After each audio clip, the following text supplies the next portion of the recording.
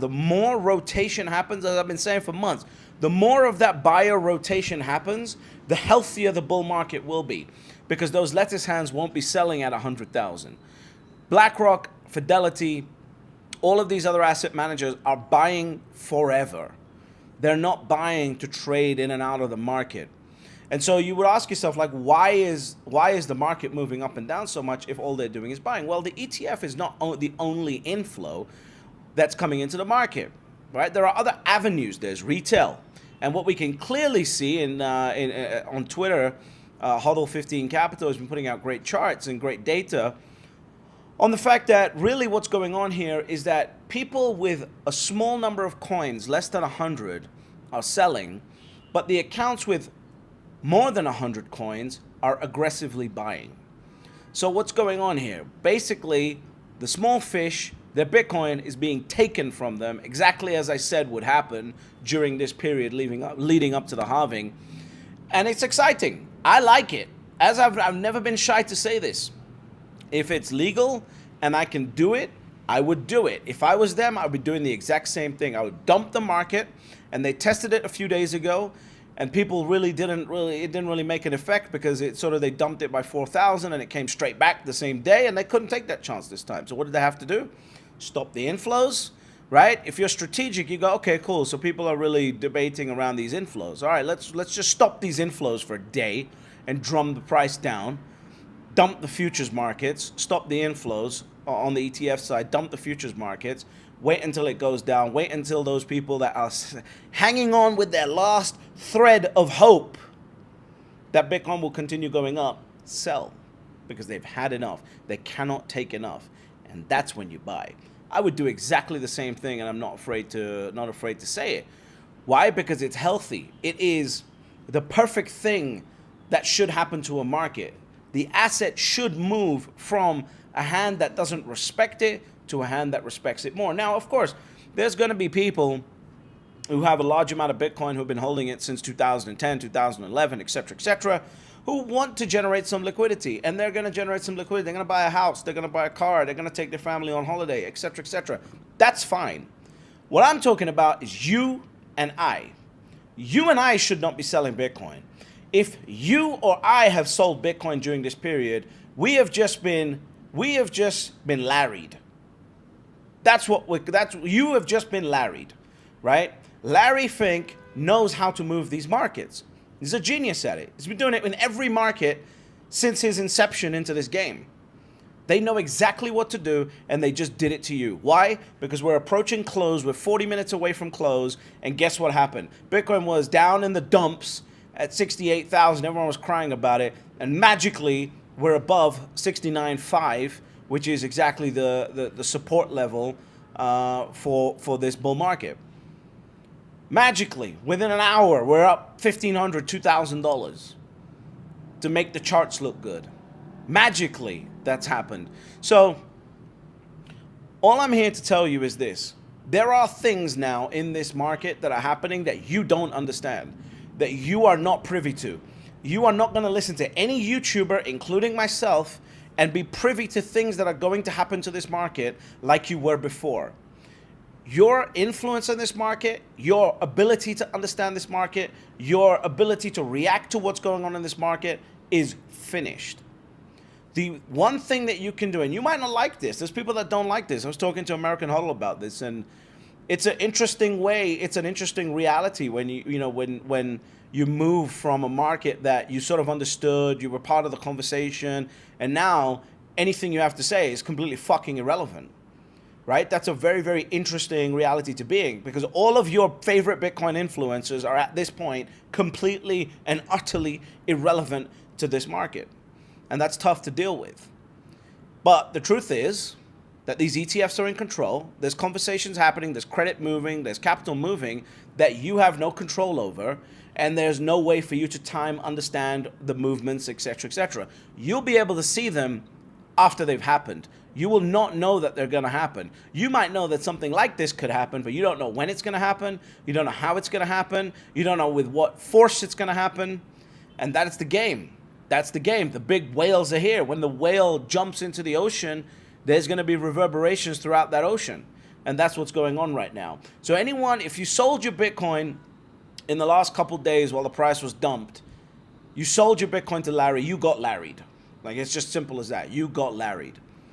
Now, one of the things that I've been doing, why I haven't made too many videos this past week, is I've been building a concentrated position every year. So people ask me, like, how do you generate liquidity if you're not going to sell your Bitcoin? One of the ways that I do it is by using different trades in the market that are available to generate. That would be my liquidity trade, right? So I'll put in an X amount of dollars, and it will be riding the Bitcoin trend. And that particular trade I will sell, and then I will spend that money. And that way I get to hold on to my Bitcoin no matter what happens, because I always have years of liquidity sitting in the bank no matter what the inflation rate is. I don't care. After going through 2008 and after learning about 2008, and I was actually in the middle of it with 2008, I've just realized I don't care what inflation is. I need 3 years of burn rate in the bank in order to make me feel good and allow me to take the actions that I need to take when the time is right in the market. So I have 1 or 2 of those trades, like big concentrated trades every year, or every few years. And now it's obviously doing the same thing with Bitcoin. And I've done that in this past week. That's why I don't really like putting out too much energy when I'm focused on placing those specific trades that I want to do and building out those positions. But listen, I just want to let you know, you are trying to understand this market now from our perspective is completely and utterly irrelevant. Because here's the thing, the moment that we kind of understand it and we put tweets out there and we put videos out there and we put this, that, and the other saying, oh, I kind of understand what Larry's doing here, they'll change the strategy. Why? Because they got people watching YouTube, they got people watching Twitter, they got people watching Reddit, they got people watching all of this stuff. You think that there's no people sitting there going, oh, I think they kind of figured out what the strategy is, we better change it up, right? Look what happened. We just had a major dump. Coinbase didn't go down, did it? Coinbase didn't go down all of a sudden. The last 3 times Coinbase went down to the dumps. Now Coinbase didn't go down. So it's like, this is a very, very interesting market, and I love it because this is the reality of how this thing is supposed to play out. So Bitcoin, I believe, will close above 69.5 today, and that will maintain our support levels. And I think as we go into next week, we'll be pumping again solidly. But yeah, this is so exciting. But at the same time, you have to understand your level of irrelevance to the capital flow that's happening now, so you can truly appreciate what's going on. And some people don't like that. Some people want to be the center of the absolute universe. From my perspective, I just want to know what's going on with the capital flow. Once I understand what's going on with the capital flow, I can sort of figure out what's gonna happen in the market. And here's what I can tell you: we're gonna see much more of these, right? We're gonna run up. They're gonna find out another pool of people who are willing to sell. It's gonna run past. Right? It's going to run past, they're going to be super excited, and then there's going to be a dip. Now, the good news is that the dip isn't as strong, because now you've got institutions fighting with each other, right? So we just went up from 73,000 down to 66,000, and that's it, right? It looks like this dip is almost done, depending on where we close today and from a technical point of view. So understand this, the market has absolutely completely changed.